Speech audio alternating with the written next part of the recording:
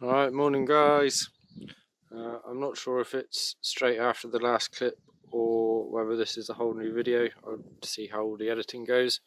So if this is a fresh one, I think it will be episode 12, so welcome along. I left you on a bit of a cliffhanger. We had some fluid leaking from the turbo. At first glance it looked like coolant, but I'm pretty sure that it was, well, no, I know it was oil. And I'm 99% sure that it's coming from the oil feed line on top. I misplaced or either didn't receive the washers that go with the Speedflow oil feed kit. Most banjos for that application would be a 12mm. This one in particular is a 7/16, so that's like 11mm. Now when I assembled the turbo, I couldn't find the washers. I thought 12 was too big, 10 was too small, so I drilled out some 10s to suit, and clearly I didn't make them well enough. So I stayed up late last night researching washers and stuff like that. I had some good help from the guys on the M35 Stagea tuners Facebook page. I'll put a link to that in the description. And also, yeah, so Halfords. I've got my calipers. I'm pretty sure in here there's going to be a 7/16 washer. Today I had to ride my bike to the next village and then borrow a car to get to the next town to then go pick up this from Halfords because they weren't in stock in my local one. So it is a case of two washers. Whether I can get to those two washers easy enough is another matter. This could be a quick hour job, or I may have to take everything apart again. So let's get underneath, let's have a look. I'm not going to fire up the engine because the turbo gets pretty hot pretty quick and I'm going to be working around it. So let's see how we go. Right, so at first glance, with an optimistic set of eyes on, I reckon if I take out the actuator rod, I might be able to get my hand in above to the bolt which I need to undo to get to the banjo. If not, I can kind of see daylight from above, so I'm guessing I might be able to take off some of the intake and get at it from above. So fingers crossed, let's go. Alright, got the actuator rod half out. Used a couple of 10mm and then a big screwdriver to pull the circlip off. I took it apart in the middle, so that. I don't know where it's gone now. No. So that I didn't have to redo the adjustment for the preload. So when I put the rod back on, I know that it's got to go all the way onto that, and then that's the correct preload. I don't have to mess around with the adjuster. I've put my hand up in round here and I can feel the top of the banjo work, the bit that I need to get to. Whether I can reach it with tools, that's another matter, but it feels close, but we'll see. Okay, well I think we've got a plan of attack to start with. I'm going to disassemble everything from the top, or at least attempt to. I'm going to try and get rid of that heat shield, which should then give me better access to the inlet, which was an absolute ball ache, and I kind of overlooked. That yesterday. With that heat shield out of the way, life would be a lot easier. I might have to take out that downpipe as well. Not downpipe, but the bottom pipe, which goes to the intercooler, just to get to the bottom nut on the inlet. But I think that's going to be the plan of attack. If I can get that heat shield off, and I can get another heat shield off, then I can reach the banjo from above, I hope. Alright, that was a bit of a result. After fitting this yesterday, I didn't think that it would ever come out again without dropping the engine, but I managed to get up on top again. I rerouted my left arm slightly different, gloved up, and some wash and wax just to help slide in there, lubed right up. So I've now got a bit more space. I'm going to have a quick break and then come back and try and get that heat shield off, which I did try to do the other day but gave up when I realised I didn't need to, but now I need to. Right, quick update. I've got lots of access everywhere. I can feel the banjo bolt from above, and I can also, if I get round this way, I'm going to have another go up from above, but I think what I'm going to have to do is drop the gearbox again and lean it back and then do it from in here, because my gap to get from above is here, which isn't much room, whereas I think I've got a bit more lateral room on the other side. So let's see how we go.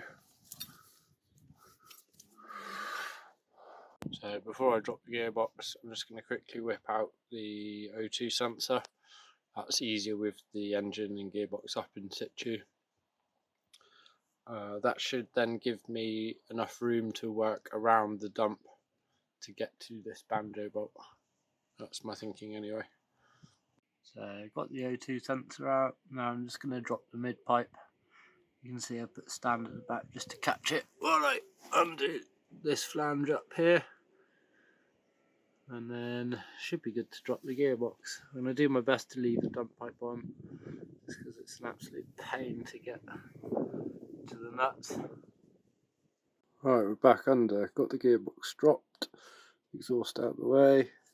It's actually looking quite promising. I can get my hand in here and I'm on top of the banjo bolt now, so I should be able to get some kind of device in through here to get on that. Fingers crossed.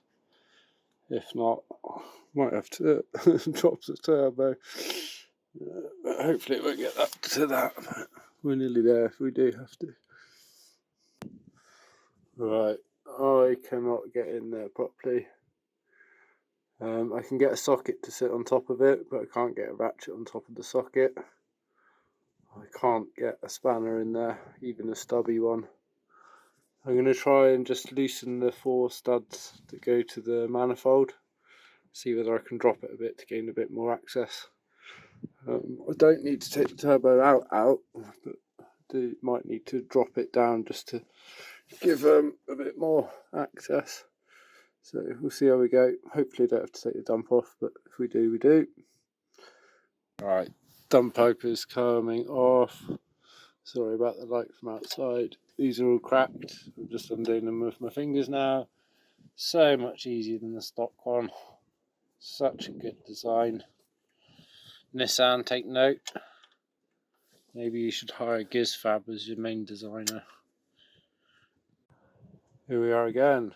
That was easy. Now just to get to these top ones, I might have another go. No, I've got to take it down. Whether it comes out or not, we'll find out in a minute. But I need to get to the top. Yay! The turbo is down. Doesn't need to come any further, but I can now get to the offending article, which is just in here. So we'll whip that apart, get some fresh washers in, and then sling it all back together. Also a good opportunity for me just to double check these other banjos, make sure that they're tight. One on either side for the water lines. But yeah, I'm pretty stoked at that. I'm feeling a lot better about it now that I've got it apart in a matter of hours rather than a whole week. So well done, car. I don't hate you like I did this morning. And there's our offending article. Oh well, let's whip it off. Put some proper washers on now rather than some homemade bodge ones, and get it all back together. Right, that's me sorted for the day. As the box says, this is metric washers online, and I kind of ran with this in my usual optimistic self. Online it said it had it was full of Imperial. I was hoping there might be in the 11mm, but we've got 10, we've got 12. That's a 12. That's just too loose. Where are we? Sorry. It's just too loose. So I'm going to get things tidy, and hopefully there'll be a hardware shop open tomorrow that I can get a pair of 7/16. But at least we got that apart in a matter of hours rather than days, so I am pleased with that. Okay, so after a mission of a morning driving around trying to find some 11mm washers, I found two. So thanks to all the local shops where I went, all the garages that were trying to help and rummaging through all their parts drawers, SC Performance, Western Nut and Bolt, County Rovers, SC Blue, like, yeah, go try him. Oh, Halves, yeah. So I've been everywhere today. I finally found two. Now, my only concern is that these are too thick. These are the perfect diameter, but they do look a bit thick. So I'm not just going to chuck it in. I'm going to go down and have a look and just sort of see what it looks like. I feel like that is meant to be all the way in against the bit on the turbo, and I don't think these washers are going to allow that. So I'll offer it up, see how it looks. Might have to file them down flat. I think that'll be okay. What I did before was filing the inner diameter out, and I think that's where I kind of made it not circular. So we'll give it a go. Right, so after offering it up, those washers were definitely too thick. Here's my jerry rig to solve that. So this is what we were starting with. I can't quite measure it with two hands, but with one hand, but believe me, oh, maybe I can. There we go. Starting at 1.7. Okay, so that's 1.7mm thick. I looked online, and all the kits that sell them say that they're a mil thick. So now we are pretty much bang on a mil. The way I got there was with my corner sander in my workbench, and I've used, I think this is an 80 to get going, although for the next washer I might not bother with that because I seem to waste more material away quicker using a 240 grit. So I'm pretty confident that in the next 20 minutes I can actually start putting the car back together again, which will be amazing. Right, I'm calling it. I've got 1 to 0.9, which is what one of the other washers were, and the other is to 1.1, so plus or minus 0.1, we're at 2mm total of washers. Fingers crossed that's it. I don't think I'm going to get it all finished tonight because it's now 5 o'clock, but I'm going to do my best to get it reassembled. So let's go. Alright, managed to roll the turbo over enough to get it in the top. It was quite hard to do it from up and over, but all in okay. Gonna give that a tighten, and all the other banjos as well, which are connected, just to double check that they're all up to torque. I did do them to torque when I assembled it out of the car. So yeah, and with it rolled over like this, I should actually be able to torque that one properly. So that's all good. Alright, water banjos were all fine. Oil banjo up to 35 Newton meters. Turbo back in situ. Just hung on the nuts at the moment. Going to get the going to get the cordless ratchet and get them up, and then do them up FT with the long spanner. Alright, dumping, gearbox back up, exhaust on. Dun, dun, dun. Gonna get the O2 sensor in from above, then start cooking tea, then maybe tidy up and call it a night, or carry on about the intake. I reckon that might be a bit of a slog though, so maybe do that fresh in the morning.